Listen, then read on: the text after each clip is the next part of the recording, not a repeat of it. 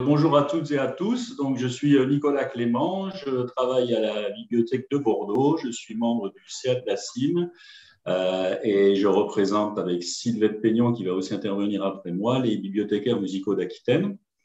Donc cet atelier va parler de la recommandation musicale et d'où son intitulé et comment la porter. Donc, nous aurons plusieurs types de présentations, nous en aurons quatre. Donc, moi-même qui vais commencer avec une présentation de la Gironde Music Box et dans une démarche, alors pour le coup, non pas théorique, puisque, comme le rappelait tout à l'heure Dora en off, nous ne sommes pas là pour faire apporter du contenu théorique ou intellectuel sur la recommandation musicale. Il y a eu pour ça plusieurs journées de formation, notamment la dernière en date à la BPI en 2019. Vous avez, je le ressors, le guide musique en bibliothèque. Donc, on ne va pas refaire ça, c'est un atelier, ça doit être vivant. Donc, on va surtout prendre des exemples précis qui, on l'espère, pourra compléter votre réflexion, du coup, et vos pratiques personnelles. Donc, comme on le disait tout à l'heure, si vous voulez intervenir sur des parties dont on parle, ou même élargir nos questionnements dans cet atelier, vous pourrez bien sûr chatter pendant la partie qui vous concerne sur nos interventions et on fera un petit débriefing au bout de 10 minutes après chaque intervention pour reprendre les questions ou vous donner la parole par l'intermédiaire de la main levée, comme disait Cyril, que vous avez dans Réaction, en bas à droite. Voilà. Notre présentation, enfin notre atelier va tourner autour de plusieurs points forts qui vont être à la fois la recommandation musicale en termes de, alors peut-être plus d'un point de vue advocacy qu'un point de vue théorique, pourquoi créer une identité numérique qui permette à nos actions d'être reconnues et labellisées. Un deuxième point général qui sera abordé, ça sera la médiation coopérative et collaborative, qui englobe bien sûr tout ce qui est partenariat, partage de collaboration. Dora, tu peux me compléter parce que j'ai plus. En fait, on abordera ça sur plusieurs angles. En première partie, ce sera assez large sur ce qu'on peut faire et ce qu'on entend par recommandation musicale. Ensuite, ce sera plutôt sur tout ce qui est création d'une identité numérique pour justement faire vivre ces recommandations musicales, les labelliser entre guillemets. Après, ce sera plutôt une troisième partie qui tournera autour de la recommandation musicale et des partenaires qu'on peut solliciter, des partenariats qu'on peut créer. Et après, la recommandation musicale de manière collaborative avec d'autres structures similaires ou pas. Voilà, c'était un peu l'articulation de notre propos aujourd'hui. Ouais. Alors, je lance la bataille, parce qu'il y a déjà 3 minutes de commencer, donc mon temps est bien attaqué. Je vais vous partager donc mon écran. Et je voulais alors, moi ce que je vais vous parler, donc concrètement, c'est la Gironde, vous parler des possibilités donc offertes par un outil de recommandation en ligne qui s'appelle la Gironde Music Box. Quel est l'intérêt de porter un tel projet, aussi bien en termes par rapport à votre établissement que par rapport à vous-même, par rapport à de la coopération professionnelle. Alors, pour réexpliquer un petit peu ce qu'est la Gironde Music Box, la Gironde Music Box, c'est en fait le fruit d'un travail, d'une recherche que nous avions entre bibliothécaires, pour le dire de manière plus explicite, c'est entre collègues du même territoire, donc essentiellement des gens de la Gironde, parce que, comme je l'expliquais, nous ne sommes pas dans une… nous sommes partis de cette idée de créer un outil qui nous fédère. Donc, l'idée, c'était soit de faire des réunions entre nous et de parler du métier, ce qui a été le cas aussi au cours de nos réunions, mais très, très vite, on s'est rendu compte que l'intérêt pour nous, ce qui pouvait nous lier tous ensemble, c'était de pouvoir collaborer ensemble. Et ce qui nous a semblé, en n'ayant aucun moyen, en ayant juste l'autorisation de nos collectivités de pouvoir nous réunir, c'était de pouvoir créer un outil numérique. Donc, il y a 10 ans de ça, à l'époque, donc c'était le développement, l'explosion de WordPress, etc. Donc, tout ce qui est licence libre, sans aucune possibilité d'apport financier, si ce n'est du volontariat et l'envie d'en découdre, d'essayer de changer un peu notre place et de mieux répondre aux besoins des publics, des attentes, et nous-mêmes de nos attentes en tant que professionnels, on a mis en place ce que vous voyez ici à l'écran, donc ce qu'on appelle la Gironde Music Box, à travers l'idée, c'était de répertorier toute la scène musicale de la Gironde. Pourquoi la Gironde? Parce que la Nouvelle-Aquitaine, qui est un peu le groupe régional des Bimudac, il y avait énormément de groupes et on ne pouvait pas porter l'ensemble de toute la scène musicale en Nouvelle-Aquitaine qui contient, excusez-moi, qui contient des milliers de structures et de groupes et d'associations. Donc l'idée, c'était au-delà de créer un répertoire musical tel que vous le voyez ici, avec, vous voyez ici des artistes qui sont classés par genre, une scène musicale classée par type d'activité. Par exemple, ici, vous avez, si je clique ici, je peux retrouver les différents festivals, les différents labels de musique, les différentes web radios, avec une approche assez simple pour qui voudrait se lancer sur ce type de projet, c'est qu'on a évité toute éditorialisation. On a juste fait des fiches signalétiques avec, pour certains, notamment, c'est surtout le cas pour les artistes plus que des fois pour les festivals, mais le plus souvent avec la possibilité de pouvoir, en un clic, avoir les informations sur les artistes et tout de suite un clip et se faire, en gros, une culture musicale.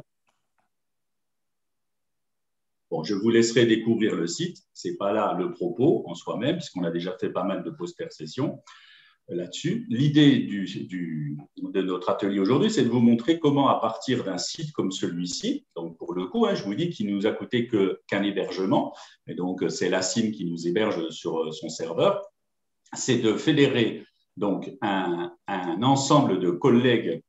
C'est là l'idée de comment la recommandation musicale peut aussi aider à fédérer un certain nombre de professionnels qui ne coopéraient pas jusqu'à présent ensemble parce qu'ils ne sont pas sur la même proximité, ils ne sont pas du même réseau de bibliothèques. Donc, je vous ai fait ici une capture des collaborateurs du réseau, qui sont 48, et qui participent à la recommandation musicale de manière, alors pas du tout de manière hyper sollicité, c'est selon leur disponibilité, selon leurs envies aussi, selon les nécessités de leur service. Et vous avez ici pour chaque repérage de référent les coordonnées de la personne, sa localisation, son numéro de téléphone, les collections qu'elle gère, etc. Ce qui nous permet, rien qu'avec cet outil-là, déjà d'avoir fondé une communauté, ce qui est extrêmement important, et de sortir d'une forme d'isolement qui pouvait consister à une médiation un peu plus classique telle qu'on la connaissait dans nos bibliothèques, et je pense que c'est aussi votre quotidien, qui est celle simplement, entre guillemets, de faire des coups de cœur, des présentations de vos documents après les acquisitions, etc. Donc, c'est un prolongement, le numérique, de ce qu'on fait déjà dans le quotidien, mais avec à l'idée la possibilité de se fédérer. La deuxième démarche d'un outil comme ça, c'est que ça permet aussi de pouvoir créer ensemble des événements ou de participer à des événements. Donc là, par exemple, je vous ai pris, par exemple, l'ensemble des billets de rédactionnels que nous avons fait autour d'un événement qui s'appelle la Nuit des bibliothèques, qui est un petit peu l'équivalent de la Nuit de la lecture que vous connaissez au niveau national. Et donc, la métropole de Bordeaux a essayé de se positionner, de créer un événement pendant une nuit et d'essayer de changer l'image des bibliothèques. Et donc, effectivement, la première édition, ça a été une édition qui a permis à la Gironde Music Box de se mettre en valeur, puisque nous avons pu, comment dirais-je, parler de la scène musicale locale à travers des entretiens avec les artistes, avec une programmation tournée autour des artistes de la scène locale. Et vous voyez que, par exemple, ici, je prends un exemple, moi, je n'avais jamais fait de radio, mais par exemple, le fait d'avoir été repéré en termes de scène un peu.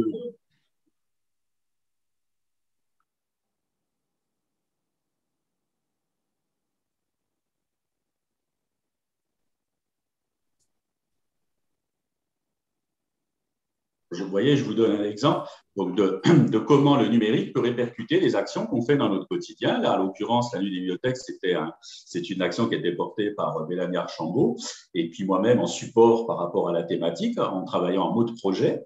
Donc, on a du coup mobilisé les collègues que je vous montrais du réseau en les réunissant pendant plusieurs groupes de travail et ça nous a permis de créer, alors en termes de médiation, des quiz, des booms musicales pour les petits, enfin toutes sortes de déclinaisons à partir justement de cette envie de collaborer ensemble, puisque la recommandation, à mon sens, en termes de numérique, elle part beaucoup de ça. Elle part du fait de se rendre compte qu'on est dans un réseau à la fois professionnel, mais aussi un réseau, alors je reprends un petit peu ce que disait Olivier Zerlib, c'est-à-dire un réseau de la scène musicale locale, et ça permet de nous légitimer aux yeux des autres acteurs. Je vous donne un autre exemple. On a été contacté par la médiathèque des Innes, qui n'a pas vraiment d'identité qu'un site institutionnel, et qui nous a demandé est-ce qu'on pourrait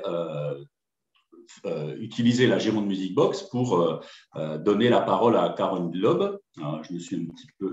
je vais vous montrer plutôt le billet que ça a donné lieu. Donc, la collègue de Isine m'a contacté. J'ai programmé cette action-là dans mon échéancier de programmation et nous avons fait un billet en relation avec Caroline Loeb. Vous savez, c'est la chanteuse de Cella Watt. Et elle nous a fait une playlist de ses goûts musicaux, puisque Caroline Loeb va être un peu la marraine de la programmation de la ville des Îles. Bon, il se trouve qu'il y a eu la Covid et que ça ne s'est pas fait, mais en tout cas, voilà. Et donc, Caroline Loeb, du coup, on lui a donné la playlist, elle l'a renvoyée à tous ses contacts qu'elle a autour d'elle, etc. Vous voyez ce genre d'action qu'on peut faire, où au sein d'un même élément de contribution de collègues, chacun peut trouver un intérêt à participer, à mettre en place un outil comme ça, parce que chacun peut, selon ses envies, ses besoins, les désirata de sa collectivité ou de son équipe, de pouvoir valoriser les actions pour lesquelles il travaille. En termes d'outils, par exemple, nous avons, grâce à la Gironde Music Box, pu valoriser des outils, alors peut-être que ça, vous l'avez vu aussi, je le publie de temps en temps, une sorte de fil rouge. Donc, c'est une timeline, on appelle ça, une ligne du temps, où on a pris l'optique de répertorier en fait les artistes qui sont décédés en cours de l'année. Et puis, bien sûr, on le partage sur les réseaux sociaux, on le partage sur le site de des bibliothèques qui veulent intégrer le code source pour pouvoir mettre cette ressource. On le partage sur nos réseaux sociaux. On est inscrit dans une dizaine de groupes musicaux de la Gironde ou de la Nouvelle-Aquitaine. Donc, ce sont des groupes de musiciens, des groupes de scène locale, etc.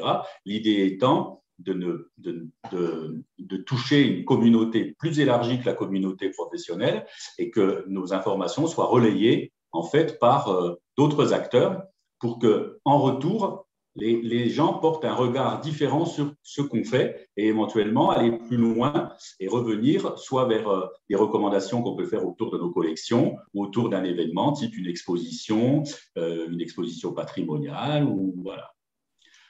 Nous portons aussi… Oui. Nicolas, il te reste 1 minute. Alors, d'autres types d'actions, le numérique, la recommandation peut vous permettre aussi de mettre en valeur à moindre frais des actions avec une caméra. Ce que vous pouvez aller voir ici, ce sont des vidéos qui ont été faites avec quasiment une petite tablette de base. Et vous pourrez voir qu'avec un petit logiciel libre, on peut faire des montages d'artistes. Là, comme pour la nuit des bibliothèques, c'est le festival 33 tours. Nos playlists, alors Sylvette va en parler, je ne reviens pas dessus, ni Dora, nous faisons ici, vous avez ici l'exemple sur YouTube Music de différentes thématiques qu'on peut faire en termes avec l'actualité nationale, ici l'anniversaire des 30 ans de la mort de Serge Gainsbourg, mais ça peut être autour de la journée internationale des droits des femmes. Alors, ce que je vous intéresse aussi de faire, et si vous voulez, je vous mettrai les liens, c'est comment en fait on fait partie maintenant d'un réseau, d'une scène locale à travers des abonnements aux propres comptes de médias sociaux des acteurs de la scène locale Par exemple, ici, sur SoundCloud, nous sommes abonnés à plus de 300 artistes ou scènes locales. Et donc, quand on veut faire une veille, elle est très facile à faire. Il suffit de cliquer à chaque fois sur les publications de chacun des artistes et on peut comme ça créer des playlists musicales. Voilà. Et puis, un dernier petit exemple, parce que moi, je ne peux pas m'apesanter, je vais vous donner un exemple, par exemple, qui peut être concret pour vous, toujours pareil, hein, à moindre frais. Si vous voulez faire, par exemple, de la veille sur Bandcamp, qui, à mon sens, est un des sites les plus intéressants pour coller à la scène locale ou à la scène indépendante. Vous voyez, j'ai tapé Bordeaux, il me donne une suite de résultats, mais en fait, il voit que je cherche en fait peut-être des mots tagués. Et ici, vous voyez, je tombe sur un des tags qui me renvoie à des mots-clés, mais qui me renvoie aussi à des zones géographiques. Vous voyez, l'idée de territoire, elle est bien reprise aussi au niveau du numérique, puisque Bandcamp, par exemple, me propose de faire de la veille à travers la Nouvelle-Aquitaine. Donc, vous voyez, j'ai mis toute une suite d'informations qui descend, d'accord, et je peux faire tous les artistes qui sont sortis par format, s'ils ont fait du vinyle, du CD, etc. Et je fais ma veille comme ça. Donc, en gros, ce que j'essaie de vous dire, c'est que faire de la recommandation numérique, c'est pas forcément… alors, c'est effectivement, ça demande à la base de créer une communauté autour de vous, un support avec quelqu'un qui peut faire office de community manager, mais c'est aussi s'appuyer sur les bibliothèques, puisqu'on est plus fort à plusieurs que tout seul, hein, c'est ce qu'on appelle un peu l'intelligence collective et la synergie. Et donc, on peut créer comme ça des événements qui peuvent être labellisés et qui peuvent nous permettre à terme d'être reconnus hors de nos bibliothèques pour pouvoir valoriser à la fois ce qu'on fait dans les bibliothèques, mais aussi en quoi on peut être aussi des acteurs de cette même scène musicale locale. Voilà. Bon, je vais passer la parole à Sylvette, qui pour le coup, elle, va vous montrer des exemples concrets à travers, puisqu'elle fait partie du même réseau à la fois territorial, puisque Vadignan est une ville située à 10 km de Bordeaux, et comment elle peut décliner des actions nées d'un site Internet, nées d'un portail numérique. Il y a quelques questions sur le chat, mais je les poserai à l'issue de l'intervention de Sylvette.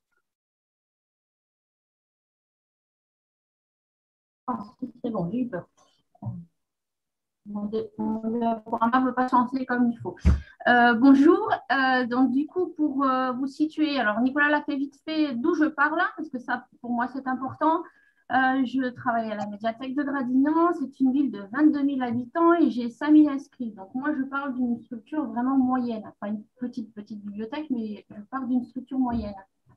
Donc, du coup, le fait que je sois intégrée à la Gironde Music Box, tout simplement, c'est ce qu'explique Nicolas, c'est que ça m'a permis d'avoir une audience beaucoup plus forte quant à mes actions. Parce que, par exemple, sur les playlists, c'est très clair. Pendant plusieurs mois, nous avons essayé de faire des playlists. Alors, ça a un intérêt personnel, professionnel. Ça nous permet de faire de la veille. C'est sympa à faire. On écoute plein de musique. On les postait sur notre site, mais on se rend très très vite compte qu'un site qui est institutionnel, où les gens vont surtout pour voir en gros les horaires d'ouverture et consulter le catalogue, vous pouvez publier les meilleures playlists du monde. Sans communication, elles ne sont pas vues, elles ne sont pas écoutées, d'autant plus que si vous devez faire un clic pour aller sur le côté la musique à Gradignan et reclic, personne n'y va. C'est aussi un débat que j'ai souvent avec des stagiaires qui sont toujours dans cette espèce d'esprit de on a envie de faire des playlists. Et la question que je leur pose, c'est d'interroger leur propre pratique. C'est-à-dire que quand vous êtes chez vous, est-ce que quand vous avez envie d'écouter de la musique, vous vous connectez sur un portail de bibliothèque? La réponse est non, sauf si la bibliothèque est très identifiée. C'est-à-dire qu'on va sur Mediamuse parce que c'est Mediamuse, pas forcément parce qu'on l'associe à la bibliothèque de Dole. Et on ne va pas forcément sur la bibliothèque de Bordeaux pour lire le coup de cœur ou on écoute la radio, on écoute Spotify, on se met sur Deezer, mais on va rarement sur un site de bibliothèque, pour être très clair. Sauf s'il est identifié qu'il y a une identité numérique. C'est pour ça que c'est l'intérêt de la Gironde Music Box. De la même façon, donc on a arrêté, nous, nos playlists locales. Toutes nos playlists sont automatiquement des playlists publiées sur la Gironde Music Box et reprises sur notre site internet, bien évidemment, pour nos usagers. Il y a quelques-uns qui les regardent.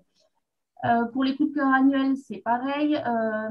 On fait des coups de cœur à 50 personnes, c'est pas du tout pareil. Vous avez plus d'esthétique musicale, donc plus de personnes ressources. Ça a un intérêt bien supérieur pour nos usagers. Donc, les billets de blog, on en fait assez régulièrement. On relaie ceux de la Gironde Music Box ou quelquefois nous en faisons nous-mêmes. Ça participe aussi à quelque chose qui est pour moi important, en tout cas sur mon territoire et avec mon public, parce qu'après, on a tous des logiques de territoire complètement différentes. Mais moi, je suis sur un public où j'ai beaucoup de gens, des passionnés, des spécialistes de musique. Et ce qu'ils veulent en face d'eux, c'est des choses pointues. C'est qu'on leur parle musique. Les trois quarts, c'est plutôt un public des rennes nouveaux, des cinquantenaires, des hommes majoritairement. Et ce qu'ils veulent, c'est parler musique. D'ailleurs, avec le confinement, on s'est très vite rendu compte que bon, le mot a été employé hier et je l'ai trouvé tout à fait bienvenu. Un tsunami dans notre structure, c'est-à-dire qu'on a vraiment perdu une grosse partie de notre public. Et les gens qui viennent, ils viennent avec nous pour parler musique, mais ils n'en prennent plus. C'est-à-dire qu'ils nous ont expliqué qu'eux-mêmes s'étaient abonnés à d'autres structures, à Cobuzz, à Spotify, et que du coup, ils viennent pour nous parler des découvertes qu'ils ont faites. Et quelquefois, ils repartent avec des disques et c'est un petit peu fini. Bon, alors, j'ai une version pessimiste, j'espère que ce n'est pas le cas partout. Ça nous permet aussi de participer à des actions communes et d'avoir des forces de frappe beaucoup plus importantes et surtout d'avoir une com beaucoup plus importante. Quand vous faites partie d'un festival qui est sur toute la Gironde, qui a des affiches partout sur les bus, les trams, c'est évidemment pas la même portée et ça retombe sur votre petite ville. Que si moi je fais un truc toute seule avec 3 affiches dans ma ville, même le site internet, même du réseau, j'aurais jamais cette force de frappe-là. C'était par exemple le cas d'un projet qu'on a fait sur un mixtape rap Aquitaine. Donc ça, c'est un projet qui a été lancé par Nicolas, la Gironde Music Box avec un label, la cassette. Ça me permet de renvoyer toutes ces affiches-là, de les mettre dans tous les foyers, les MJC et les salles de répétition de Gradignan, de contacter les groupes de Gradignan. Ça permet d'intéresser les usagers, c'est-à-dire d'aller à l'extérieur, parce que les gens venant moins chez nous, c'est quand même bien d'aller les chercher là où ils sont, et d'avoir une image de marque, c'est-à-dire de montrer qu'on n'est pas que des bibliothécaires qui font du pré-retour, qu'on fait plein d'autres actions. Bon, là, en tout cas, par rapport aux jeunes, ça marche plutôt très, très bien. Mais, et ça, j'y tiens absolument, on fait de la recommandation musicale numérique, hein, mais on ne fait pas du numérique pour faire du numérique. C'est ce que je vous disais pour les playlists. C'est très sympa, on peut faire plein d'actions sur le numérique, mais si ça n'a pas de lien avec notre métier à la base, bon, on peut le faire de temps en temps, mais si systématiquement ça n'a pas de lien avec notre fond, notre structure et ce qu'on peut proposer, je trouve ça un petit peu dommage, parce que quelque part, ce n'est pas notre métier à 100%. Donc, par exemple, quand moi je relaye, donc ça c'est une page, une captation d'écran de mon site internet de la ville, quand je relaye des playlists, si je relaye une playlist et que je la mets en actualité sur mon site, j'ai systématiquement un retour vers mon fond. C'est-à-dire que sur place, j'ai une table thématique. Je ne relaie pas des playlists pour relayer des playlists. Derrière, je fais un autre travail. Là, on est en période de confinement, donc c'est qu'une table, mais sinon, je peux faire des conférences, je peux faire autre chose derrière. Mais je travaille le lien toujours entre le numérique et le fond et ma structure. Donc, de la même façon, là, c'est donc la captation des coups de cœur de l'année que nous faisons. Donc, ça fait l'occasion de billets avec des mises en avant de clips. Si moi, je fais ça, j'y participe, mais je veux qu'il y ait un retombé toujours sur ma structure. Donc, sur ma structure, tous les disques qui ont été mis en coup de cœur sont achetés. Je les labellise, je mets les coups de cœur de mes collègues qui sont écrits, je les équipe avec, et ils sont systématiquement en présentation. C'est aussi relayé dans mon catalogage. Il y a une marque qu'on peut retrouver en cherchant coup de cœur, tout ce qui a été mis en coup de cœur année par année sur mon catalogue de bibliothèque. Je les mets en présentation, on peut les retrouver aussi dans les bacs quand l'année est passée. Donc là, c'est une présentation particulière pour la Gironde Music Box. Par contre, je ne travaille pas qu'avec la Gironde Music Box, même si je travaille en grosse partie de ma médiation avec eux. Je fais aussi du conseil propre sur mon établissement. Alors, je vous ai volontairement mis 2 disques avec 2 coups de cœur. Il se trouve que c'est un peu ce que je disais tout à l'heure. Chez nous, ce qu'ils cherchent, alors contrairement à un mouvement qui est un peu général dans les bibliothèques, sur la polyvalence, les gens qui viennent chez nous, chez moi en tout cas, Je pense que c'est un peu pareil un peu partout. Ils veulent des spécialistes, hein. C'est-à-dire qu'ils veulent des gens qui connaissent la musique, qui savent parler musique et qui leur conseillent la musique. Ils ne sont pas forcément là, ils ne sont plus là, en tout cas, contrairement à il y a des années, pour emprunter systématiquement. Ils sont là aussi pour qu'on leur conseille des choses un peu pointues. Donc, on avait commencé à faire de la médiation avec, comme ce que on voit là sur le document jaune, sur Juan Luis Guerra. Ça marche très bien. Alors, c'est une volonté de ne pas aller sur ce qui est mainstream. Je défends systématiquement plutôt le classique, le jazz et la musique du monde qui sont moins présents sur les réseaux sociaux et sur les plateformes musicales. Mais ce qui marche le mieux, c'est les coups de cœur écrits à la main et de façon moins esthétique.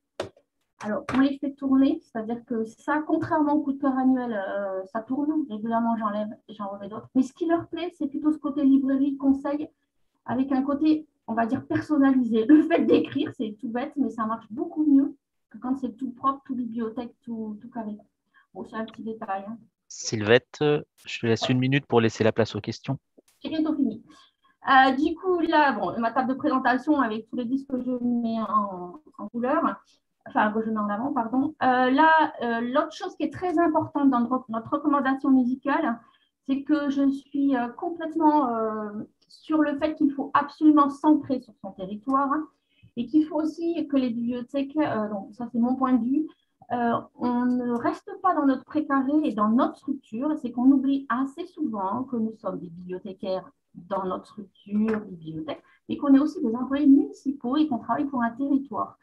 Donc moi, je sors énormément à l'extérieur de ma structure, toujours avec l'idée quand même de faire connaître ma structure et que les gens puissent revenir et renvoyer une autre image de ce qu'on est. On n'est pas que des caricatures, des nanas à chignon avec des lunettes. Donc, par exemple, on fait des parcours musicaux dans la ville. Donc ça, on l'a fait depuis le confinement, c'est-à-dire qu'on fait des parcours, alors je vais y aller très vite du coup, des parcours un peu chasse au trésor, avec à chaque fois, c'est relié sur le site internet de la ville, sur ce coup-là, avec à chaque fois, si j'avais avec chaque fois des panneaux. Donc là, en gros, là, en résumé, c'était un parcours à travers toute la ville, faire découvrir la ville, les parcs. Il fallait qu'ils trouvent, c'est un parcours pour les enfants, il fallait qu'ils trouvent les animaux qu'il y avait sur certains disques et on pouvait écouter les flashs. Avec un flash code, on pouvait écouter la musique. Par ailleurs, j'avais les playlists et j'avais évidemment des tables chez moi, donc je les supervise.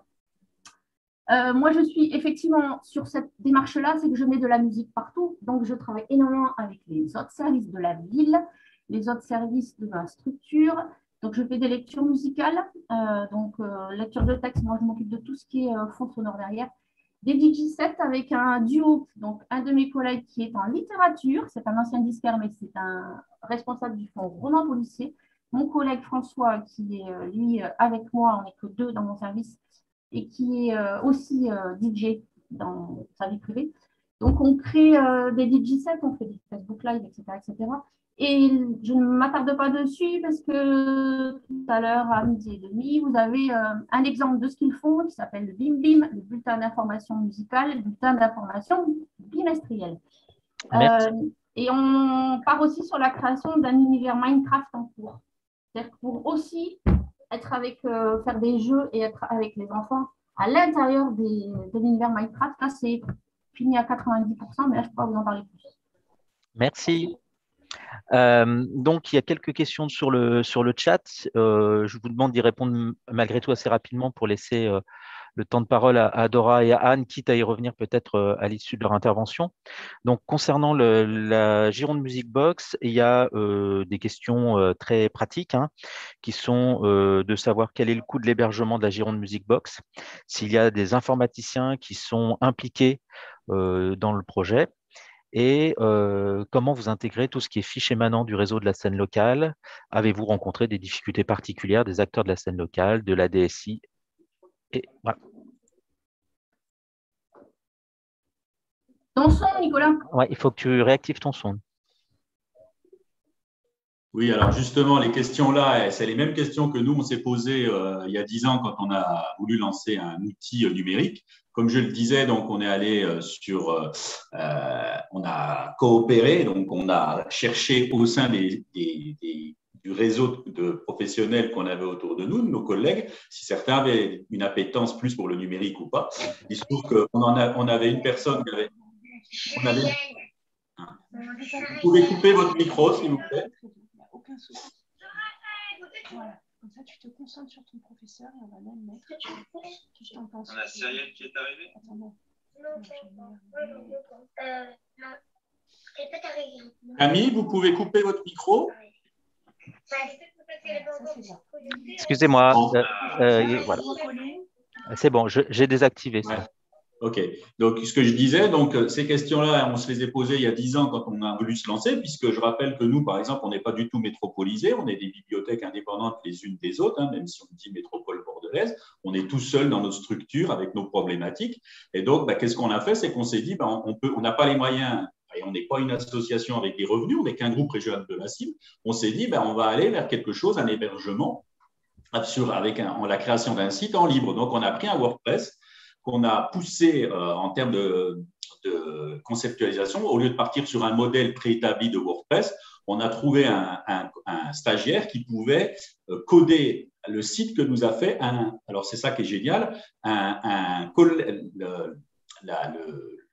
le conjoint d'une collègue à nous, il est designer et c'est un ancien militant du libre en musique. Et il a tellement aimé notre projet d'essayer de développer, de valoriser la scène locale, qu'il a travaillé pour nous sur un codage de site, sur une ergonomie de site. Alors, j'aurais pu vous le montrer, mais le temps étant imparti.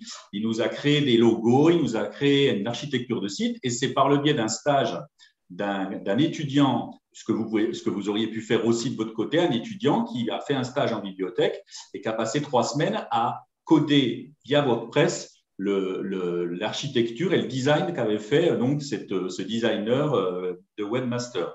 Donc, ce site, maintenant, il a un code source qu'on partage gratuitement. Et comme on est dans une démarche d'association de bibliothèques entre elles, certaines n'ont pas de site internet, même de bibliothèque, on a préféré que ce site, pour laisser toute la latitude aux gens qui voudraient participer en dehors des restrictions que pourrait leur imposer leur tutelle, etc., de pouvoir le faire héberger d'un point de vue associatif. C'est pour ça que la CIM a été un relais important, parce que c'est la CIM qui héberge la Gironde Music Box. Et l'hébergement d'un site est peu coûteux parce qu'on utilise peu de place sur le serveur, mais je crois que c'est entre 20 et 100 euros par an. Enfin, c'est vraiment très, très minime et ça n'incombe pas de taxes de prix. Après, sur la gestion lui-même, on a François, le collègue de Sylvette, qui connaissait un petit peu WordPress. Et donc, quand il y a un bug ou quelque chose, republier un article ou parce que le serveur est en panne ou des choses comme ça, il est vigilant, mais ça ne demande pas une expertise propre à quelqu'un qui soit ce qu'on connaît dans nos bibliothèques, quelqu'un qui travaillerait proprement à Infinity ou quoi que ce soit. Ce n'est pas du tout ça. Parce que justement, WordPress, c'est des millions de sites Internet dans le monde et que c'est un outil qui est très facile à prendre en main et qui plante peu. Après, au niveau des fiches, c'est ce que j'avais prévu de vous montrer, mais le temps étant imparti, je voulais vous montrer comment on incorpore un back-office. Est-ce que j'ai la possibilité de montrer le back-office juste dans l'écran partagé puisqu'il est en ligne pour vous montrer? Je vais vous partager mon écran. Je vais vous montrer juste comment on intègre ici. Je suis sur le back-office, ce que le public ne voit pas. Ici, je peux regarder tous les artistes qui ont été créés, vous voyez. Je peux voir ce qui a été publié en artistes. Il y en a 816. J'ai 29 brouillons en cours. J'ai découvert un artiste, comme je vous ai montré ici sur Bandcamp. Par exemple, j'en sais rien, j'invente, je prends cette personne-là. D'accord. J'ai vu ces informations, je recherche ces informations. Bon, cette personne-là, là, avec un YouTube, mais elle pourrait avoir un Facebook, elle pourrait avoir plusieurs réseaux sociaux. Alors déjà, j'ai trouvé l'information et après, ce que je fais, on a fait un truc tout bête et justement, c'est ça qui est génial, c'est qu'il n'y a pas besoin d'être un pro d'informatique ni de musique. Il suffit d'avoir les bons outils de veille. Ici, vous tapez le nom de l'artiste, vous rentrez ici sa bio, d'accord. Ici, vous commencez à dire par exemple que c'est du blues. Voilà. Ici, vous pouvez rentrer sa discographie que vous trouvez dans Discogs. Donc ici, on a un compte Discogs avec plus de 4000 artistes de la scène locale qui ont publié un disque sur un label ou en autoproduction. Donc, la veille, elle est déjà bien entamée. Et puis, je reviens auprès de mon artiste, ici, de ma fiche. Je peux rentrer ici des champs, vous voyez. Donc, ce ne sont que des copier-coller, d'accord? Donc, c'est très facile à faire. Vous prenez le copier-coller de la page Discogs, par exemple, ici. Si je mets notre page Discogs, je la copie, je vais la mettre dans WordPress. Je vais la mettre ici. Et je peux, hop, on me dit, Nicolas, tu es en service public, etc. Je peux déjà afficher mon brouillon. Je vais afficher mon brouillon et avant même de quitter mon ordinateur, je peux déjà avoir un aperçu de ma fiche. Donc, je n'ai pas mis d'image, j'ai mis que c'était du blues, qu'elle a un bandcamp, je clique sur le bandcamp, ici, je peux mettre des vidéos, je peux, voilà. Donc, vous voyez, en termes de création, c'est extrêmement simple puisqu'on a pensé cet outil-là pour que les gens qui travaillent dans notre sphère, que ce soit des gens qui ne soient pas formés, par exemple, je vous donne un exemple, on a des collègues qui sont agents et qui ont une pratique très limitée d'Internet parce qu'elles ne vont que sur le site Internet pour faire de la localisation de documents, mettre un code barre et le flasher, qui ont déjà créé des fiches par le biais de ces bordereaux WordPress. Voilà. Bon. Merci. Il y a une question également pour Sylvette. Peux-tu préciser les parcours musicaux hors les murs et comment ils fonctionnent? Alors, les parcours musicaux, du coup, ce sont en gros des chasses au trésor. Donc, tout l'été, on travaille avec plusieurs collègues. Donc, sur le parcours musical, en gros, il y a 8 semaines, 8 parcours. Moi, j'ai un parcours que je commence en début d'été et qui est libre qui est utilisable évidemment sur les 8 semaines. C'est des animations en mode confinement, c'est-à-dire qu'on peut y aller 2 jours, 2 nuits. Ce sont des affichages extérieurs. On peut jouer quand on veut, donc on respecte effectivement le fait de ne pas faire de regroupement. C'est des animations typiques de confinement. Donc, ce qu'on fait, c'est sur le site internet, tous les vendredis matins, on lançait une énigme pour retrouver un lieu de départ et retrouver la première affiche. Et donc, sur la première affiche, une fois que vous aviez regardé votre énigme, bon, après, c'était relativement facile, mais ça renvoyait à un point précis de la ville. Et sur le point précis de la ville, il fallait chercher l'affiche. Sur cette affiche, vous aviez à chaque fois donc, le vinyle, enfin, c'était des vinyles souvent, la jaquette du vinyle, l'animal à noter, noté sur un bulletin réponse qu'on pouvait télécharger aussi sur le site internet de la ville et de la médiathèque. Et sur chaque affiche, il y avait une autre énigme. L'autre énigme vous permettait d'aller dans un autre coin. Nous, on avait fait un parcours sur plus de 8 km. Donc, évidemment, après, avec les services techniques de la ville, des choses qui soient plastifiées, qui soient accessibles, qu'on ne puisse pas abîmer, qui puissent tenir tout l'été, et en prévenant évidemment aussi tous les riverains, parce que ça a très très bien marché. Hein. Ça faisait des gros attroupements à certains endroits dans des lotissements qui étaient assez tranquilles.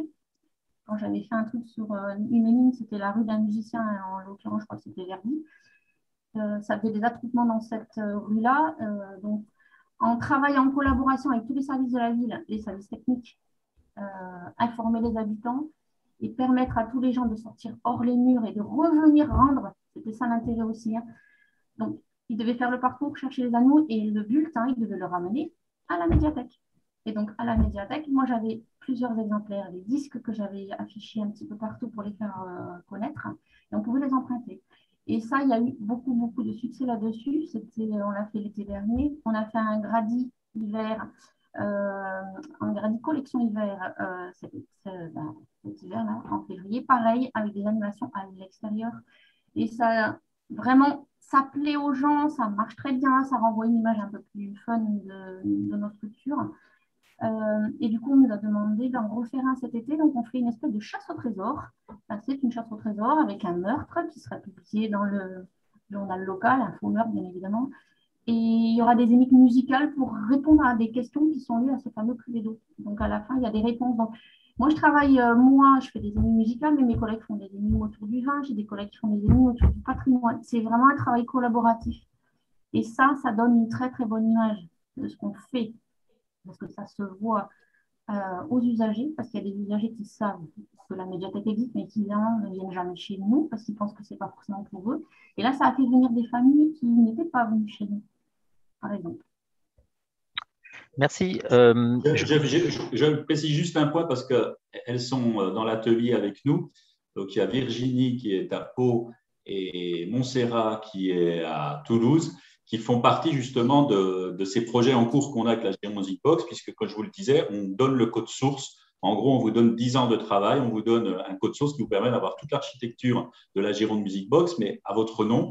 Et vous n'avez vous qu'à créer des comptes de réseaux sociaux, un abonnement Bandcamp, un abonnement gratuit, puisque c'est bien sûr gratuit pour s'inscrire, et vous appuyez sur une communauté de professionnels pour mettre en place, vous, au niveau soit de votre commune, soit au niveau de communes en vous fédérant avec d'autres villes, pour mettre en place ce type d'outils-là. Donc, je leur fais un coucou parce qu'elles n'ont pas pris la parole faute de temps, mais elles ont bien sûr des sites qui sont en cours de préparation et elles ont un petit peu suivi la même logique qu'est la nôtre, avec les mêmes interrogations et les mêmes questionnements.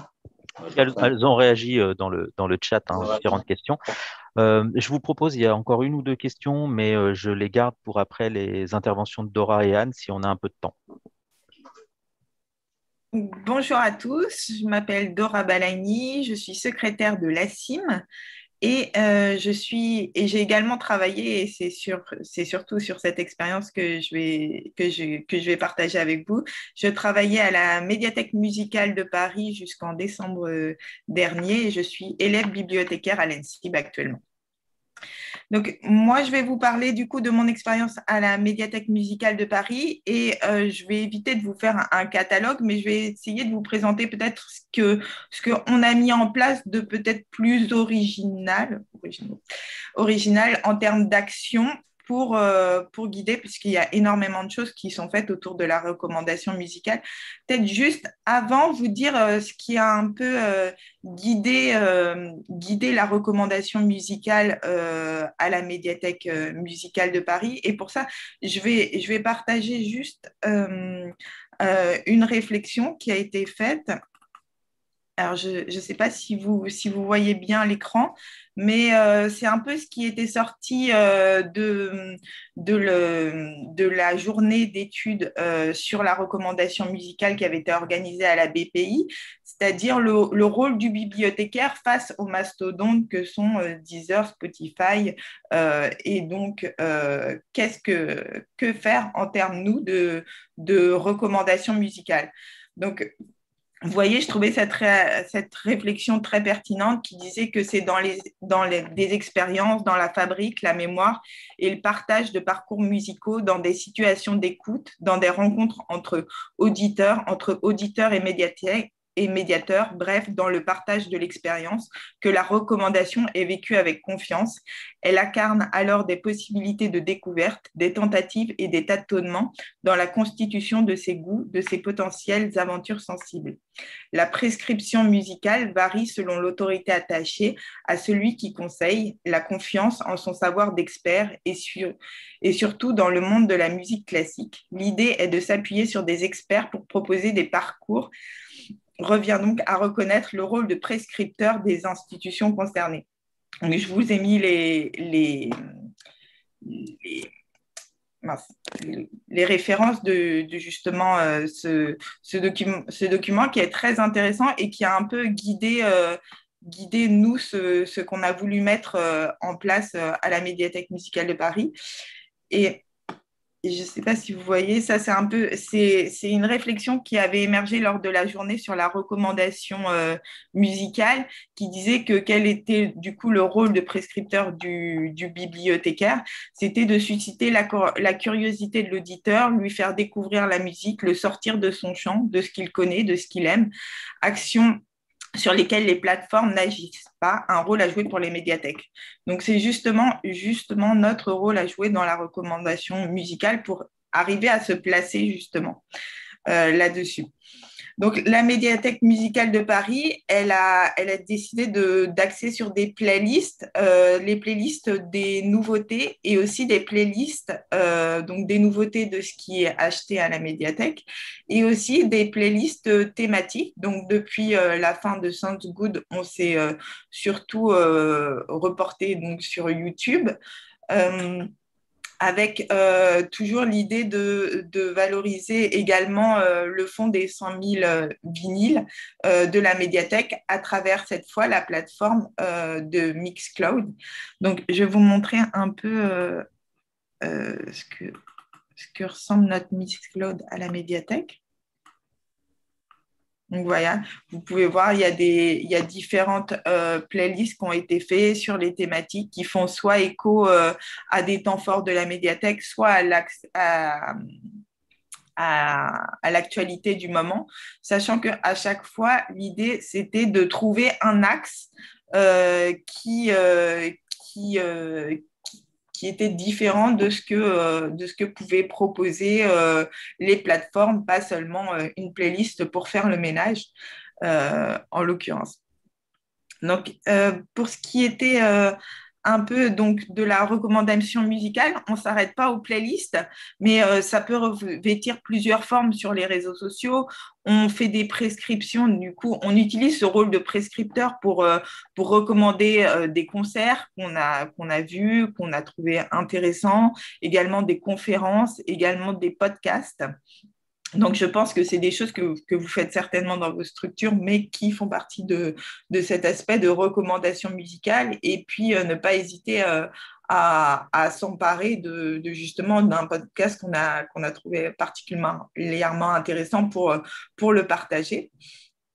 Donc, nous, en termes d'identité numérique, la médiathèque, elle est plutôt assez reconnaissable, mais sur certains projets, à la ville de Paris, une véritable identité musicale a été développée pour des systèmes de recommandation.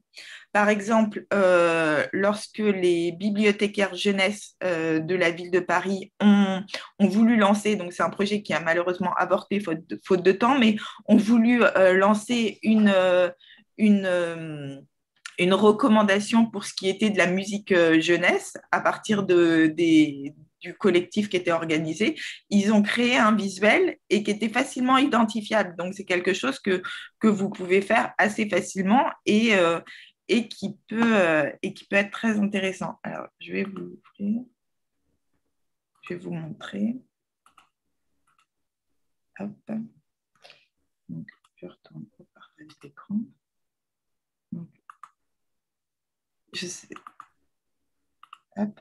Vous voyez, c'était la chaîne qui avait été lancée, donc les petites oreilles, et il y avait tout un dispositif autour. Donc, c'est toujours en ligne, hein, vous pouvez consulter. C'est alimenté, mais de manière moins régulière. Mais c'est une bonne idée. Mais justement, peut-être le retour de cette expérience, c'est avant de se lancer, bien faire attention que les équipes ont le temps de mettre en place au quotidien ce type de médiation. Donc, pour ce qui est de la médiathèque musicale et des partenaires qui participent à tout ce qui est recommandation, donc, les mini-sites qui sont développés à la médiathèque sont également un bon exemple. Régulièrement, avec les partenaires, il y a des cycles, des temps forts d'animation qui sont organisés et ça donne lieu à des mini-sites que vous pouvez retrouver sur nos sites internet. Donc, par exemple, il y en a eu un qui a été fait avec nous et les autres. Ces mini-sites, ils sont faits à partir de la plateforme Geniali. Je ne sais pas si vous connaissez, c'est à l'avantage d'être du gratuit.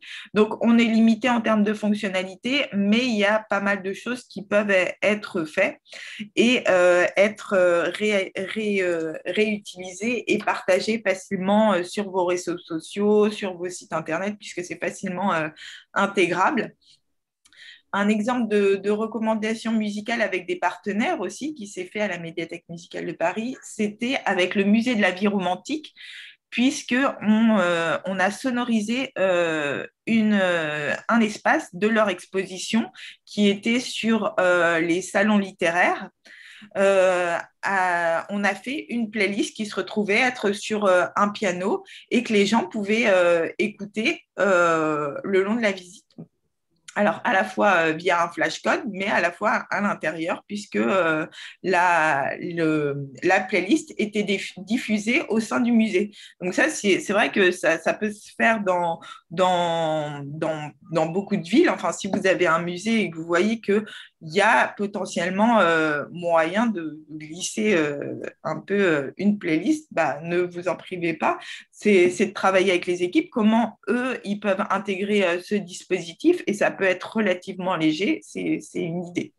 Avec le musée de la vie romantique, nous, la médiathèque musicale de Paris, le partenariat va même continuer, puisque le musée de la vie romantique a développé une application pour sa collection permanente pour présenter différentes œuvres, et va y avoir une déclinaison. Donc, certaines pièces du musée vont donner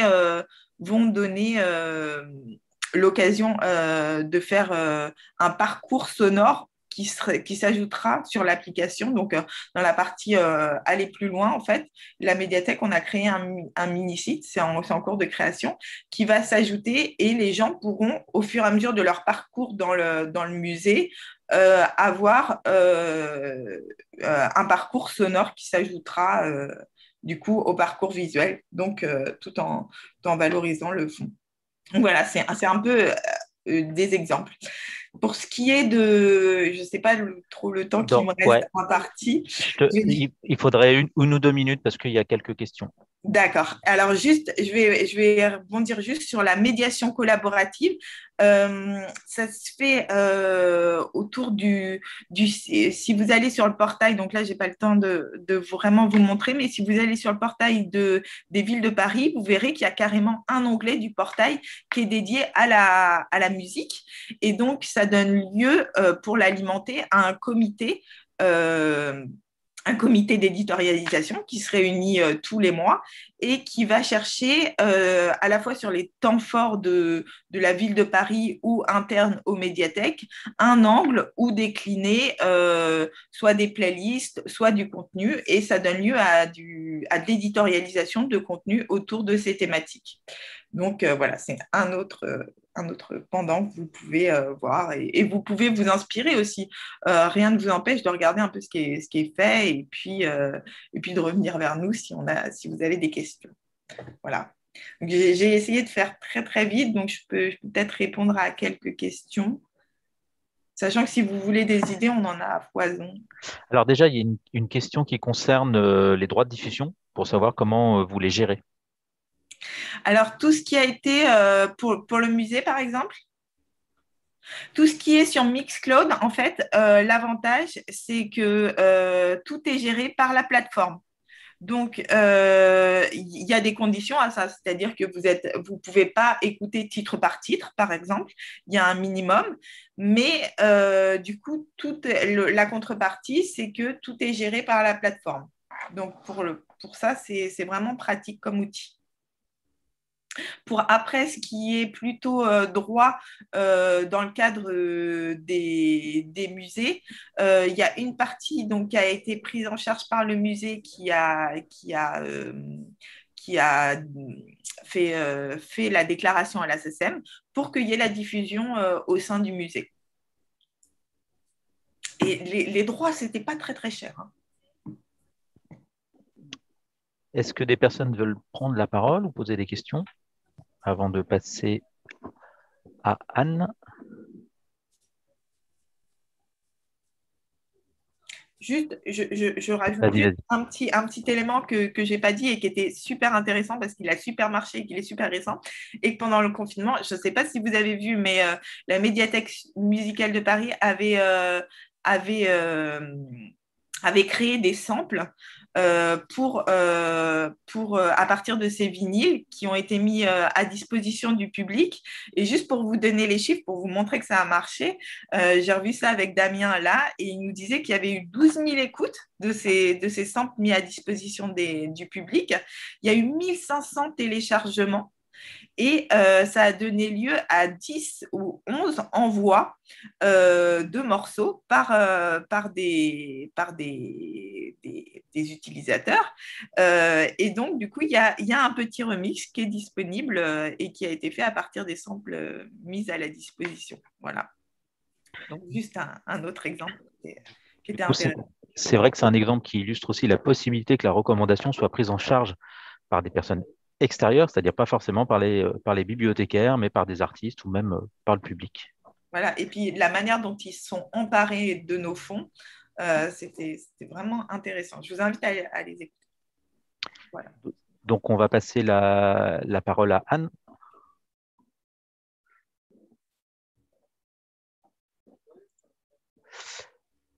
Que je ne vois pas.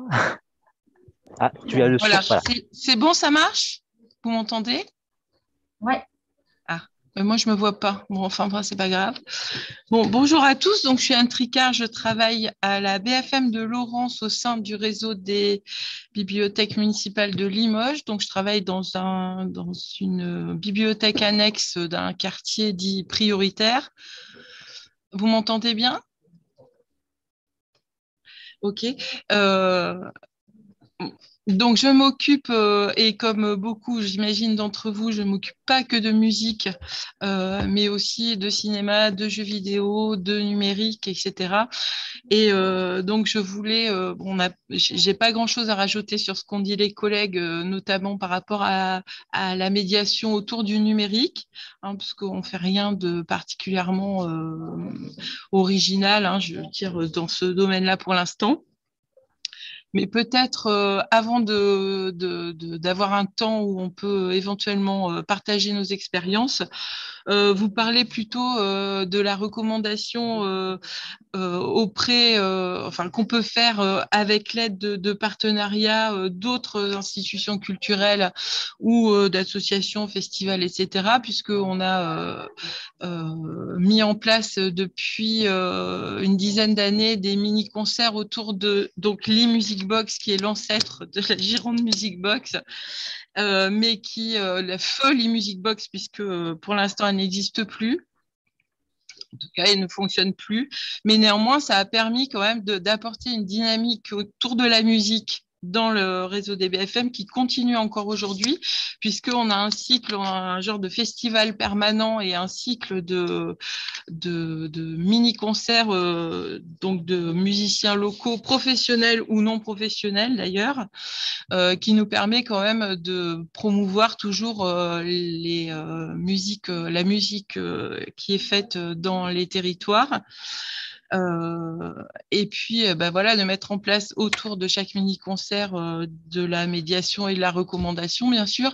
Et puis surtout, ça nous a permis d'avoir une visibilité aussi de partenaires qui sont venus plutôt vers nous. Et notamment, on a un festival de jazz donc annuel. Bon, évidemment, là, en ce moment, c'est un peu en stand-by, mais il y a un festival de jazz qui s'appelle Éclat des Mailles sur la ville de Limoges et qui rayonne un peu et qui nous a sollicité parce qu'ils utilisent un peu toutes les salles mises à disposition. C'est assez éclectique au niveau des lieux de programmation et donc ils nous ont sollicité pour justement entrer dans ce cycle de mini-concerts. Donc, on est programmé aussi, on a une programmation à l'intérieur du festival, ce qui nous donne une visibilité puisque évidemment les gens qui assistent à ce festival ne sont pas forcément du tout des utilisateurs des bibliothèques et donc c'est vraiment un super moyen qui coûte rien puisque là on est en partenariat avec le festival donc c'est pris en charge et vraiment c'est un super moyen pour faire rentrer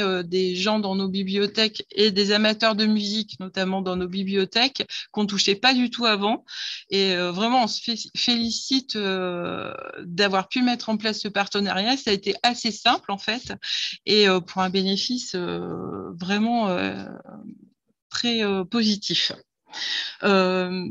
Surtout aussi, je voulais parler, peut-être qu'on pourra en reparler vite fait ensemble après, parce que là, on présente tous nos projets, tout c'est chouette, mais il y a quand même vraiment derrière, il faut être soutenu. Donc, c'est pour ça que l'advocacy, enfin, je sais pas comment on dit là en français, je me souviens plus, va vraiment de pair avec la recommandation musicale, parce que sans être soutenu par la politique culturelle des établissements et la politique culturelle de notre collectivité, c'est vraiment difficile, je trouve, d'avoir une recommandation efficace, puisqu'on a bien vu tous ensemble qu'il faut sortir, qu'on n'en est plus à c'est pas suffisant, disons, de faire simplement des coups de cœur ou des choses comme ça, et qu'il faut aller plus loin. Mais pour aller plus loin, ça demande quand même des moyens, même si c'est pas des moyens financiers, mais c'est quand même des moyens d'implication d'équipe, d'organisation, de mise à disposition de temps, etc. Et vraiment, je pense qu'on peut pas parler de recommandations musicales sans parler d'advocacy ou de... Vas-y, dis-moi Sylvette, ton micro il est coupé, j'ai perdu le mot. Plaidoyer. Plaidoyer, merci.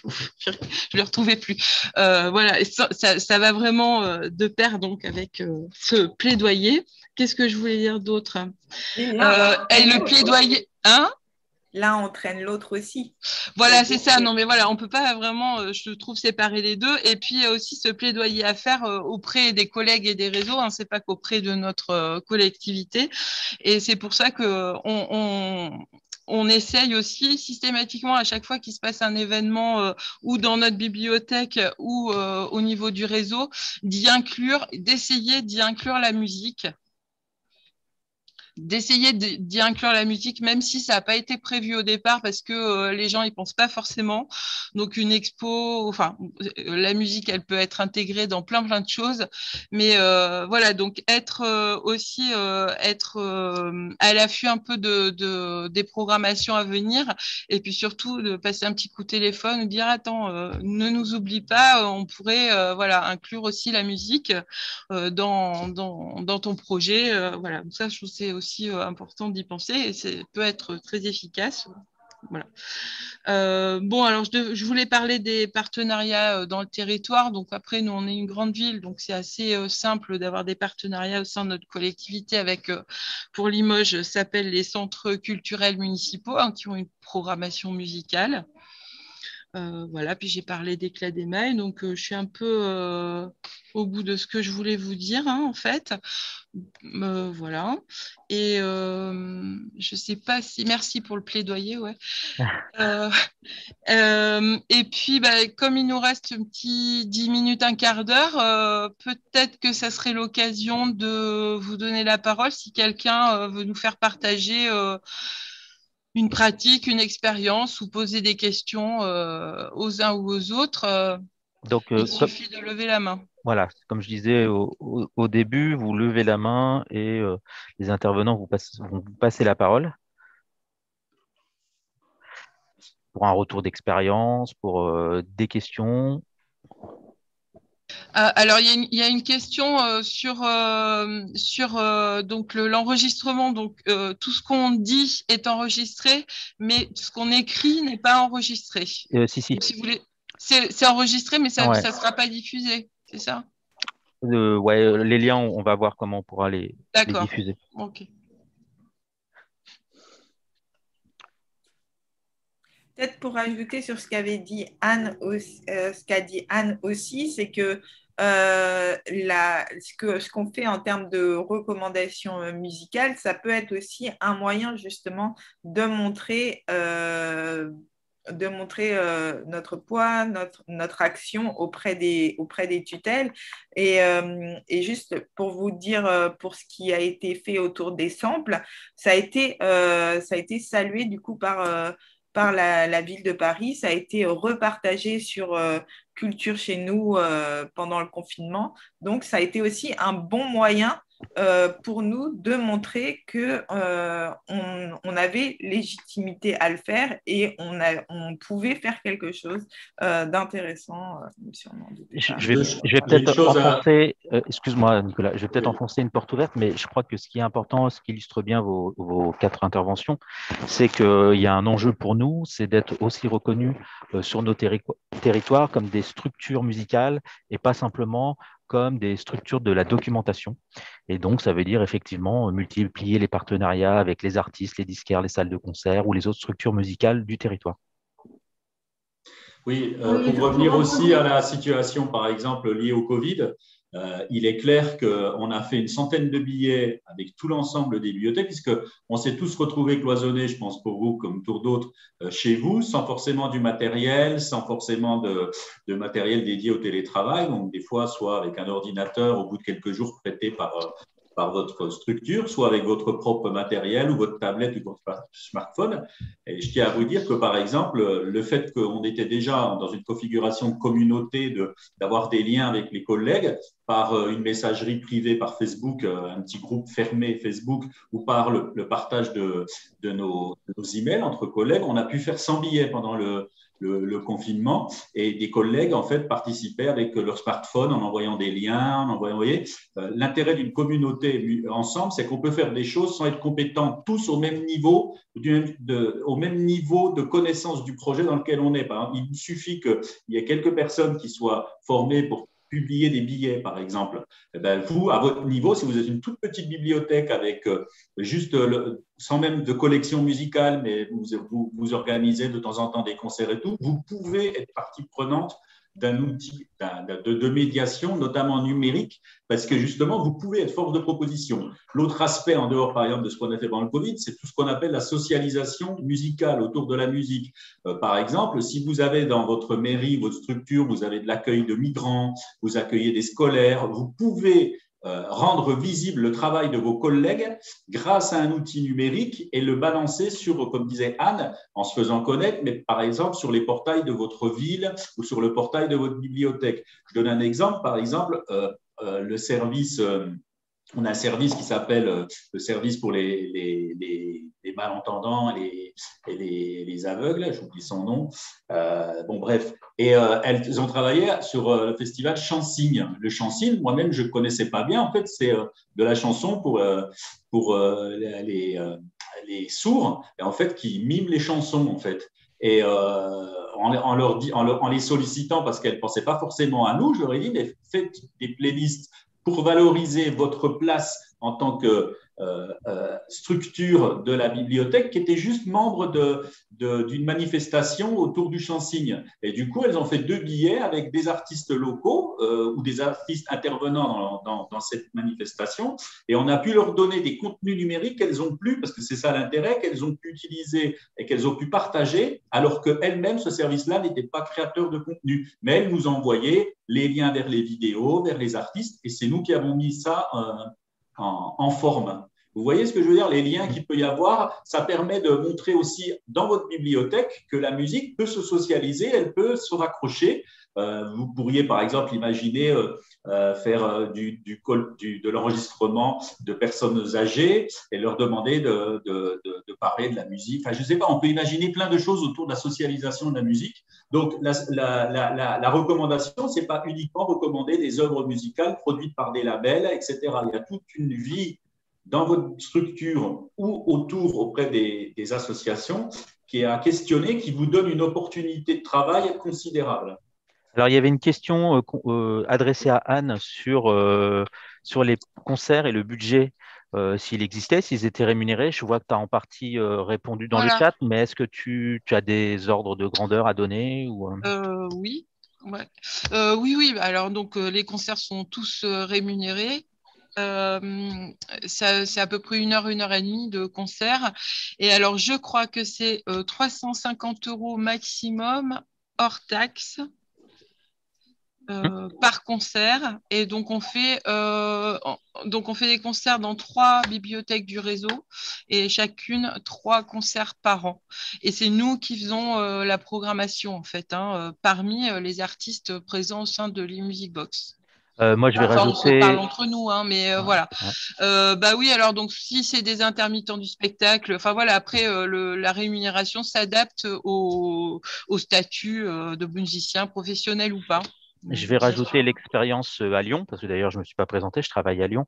Donc, c'est pareil, nous, on fait des concerts, une dizaine de concerts par an, avec un format un peu particulier, puisque ce sont des concerts très courts, de 30 minutes, légers techniquement, et qu'on fait en fait dans un espace de circulation de la bibliothèque pour, à un moment de pic de fréquentation, c'est-à-dire le samedi après-midi, pour vraiment jouer sur le public présent dans les lieux, puisqu'en fait, on ne programme que des artistes locaux émergents, et là, on a un budget de 250 € par concert. il y a une question, sinon, un peu, qui s'adresse un peu à tous, qui est un peu plus globale, c'est est-ce que ces actions de recommandation musicale par des actions culturelles ont pour objectif de toucher un nouveau public, donc de renouveler le public des bibliothèques? Vos avis? J'ai un peu répondu super vite. J'ai répondu dans le chat. Pour moi, oui. C'est-à-dire le fait de vraiment de faire des actions hors les murs, et là, je rejoins complètement ce qu'a dit aussi Anne sur notre territoire. Moi, je mets les pieds partout. C'est-à-dire que dès qu'il y a la possibilité de faire des actions musicales dans n'importe quelle action municipale, je fais beaucoup de partenariats, je mets le pied dans la porte.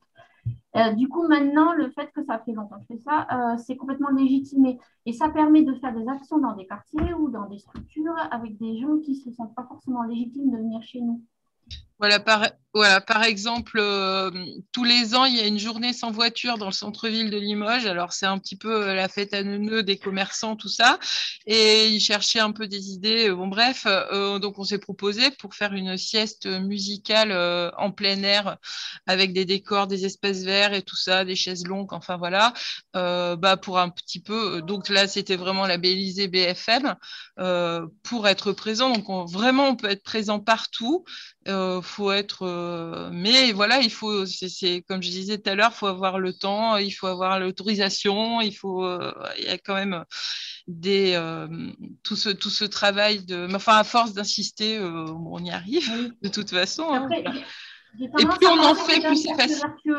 C'est-à-dire que plus on en fait, plus la mairie sait qu'on est légitime et qu'on peut faire des choses, donc plus on nous associe au projet et du coup, ça fait un espèce de cercle qui fait qu'on reste légitime. Après, la question qui peut se poser, mais c'est vraiment un autre débat, c'est est-ce que c'est toujours un métier de bibliothécaire? Bon, pour moi, oui.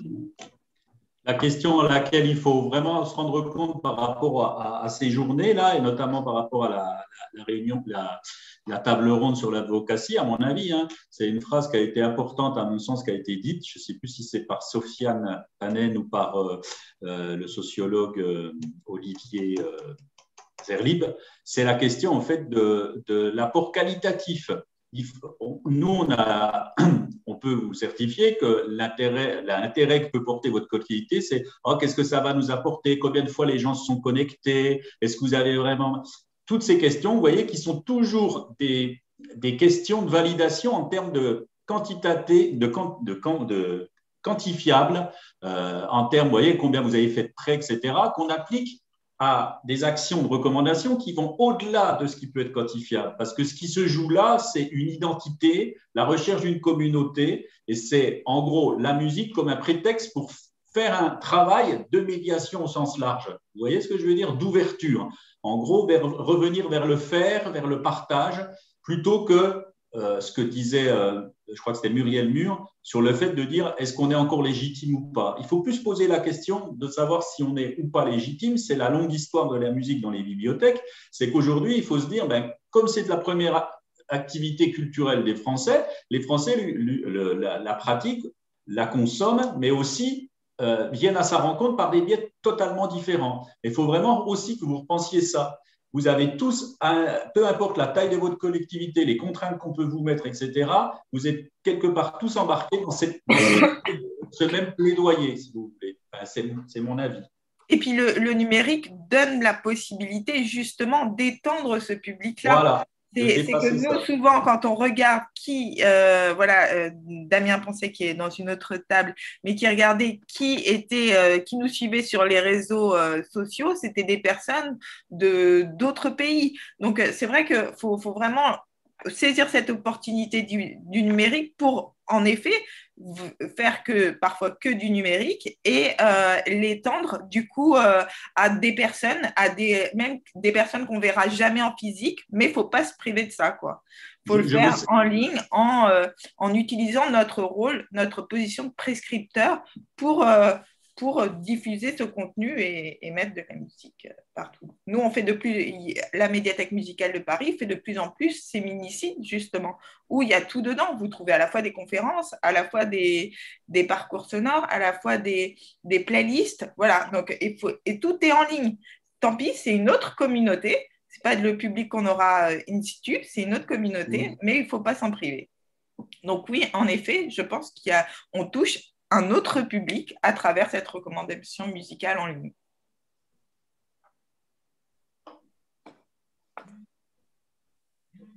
Je dirais que le Covid a un peu accéléré cela, puisque par exemple à Lyon, on a tenu à continuer nos concerts aussi parce qu'on voulait soutenir les artistes qui n'avaient plus de date.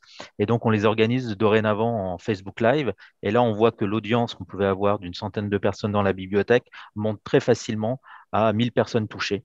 Et effectivement, des publics qui ne sont pas forcément des publics utilisateurs du lieu.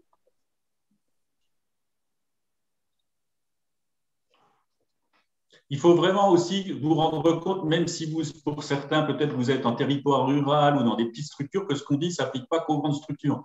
Je vais vous donner un exemple très clair. Il se trouve qu'à Bordeaux, à Bègles, on a la plus grosse structure de Nouvelle-Aquitaine qui s'appelle le RIM, c'est le réseau des indépendants de la musique. Vous avez des salles de spectacle c'est une fédération en fait, hein, où il y a tous les labels de la Nouvelle-Aquitaine, etc. Et avec les collègues de la Gironde Music Box, on a essayé de faire de la prospective un peu, de se rapprocher de ces gens-là. Et ce qui est assez hallucinant, c'est qu'ils ont des espèces de ce qu'on appelle chargés de projet, chargés de mission, et notamment la personne qui s'occupe du disque, de la filière disque, où il y a une cinquantaine de labels. Et on a été étonnés avec les collègues de voir comment, en tant que bibliothécaires, alors qu'ils ne nous connaissaient que par mail interposé, ils nous ont relégitimés dans la discussion en disant « mais c'est nous, si on travaille avec vous, qu'on fait de la recommandation sur les sorties musicales de nos labels, c'est pas à nous de conseiller, c'est pas à nous de même faire du contenu rédactionnel autour de nous, on peut juste faire éventuellement une mixte, vous savez, une playlist mix, mais on n'est pas là. Et ça, on a été étonné de ça, quoi. C'est aussi un révélateur, quoi, la recommandation. C'est que vraiment, on peut être perçu par des professionnels pour lesquels nous, on n'aurait jamais imaginé qu'ils aient ce type de réaction-là. Mais ils l'ont. Et ça peut être pareil sur vos territoires avec des gens qui montent un festival dans votre ville ou dans votre région. Je suis persuadé que si vous vous approchez d'eux, que vous dites on peut peut-être faire des choses ensemble, on peut peut-être valoriser notre structure, soit par la présentation de documents des artistes qui passent dans votre festival, soit par un biais, vous voyez, par un biais d'attaque, il y a forcément des choses pour lesquelles vous pouvez, du coup, travailler sur ce fameux qualitatif dont on a parlé hier, quoi.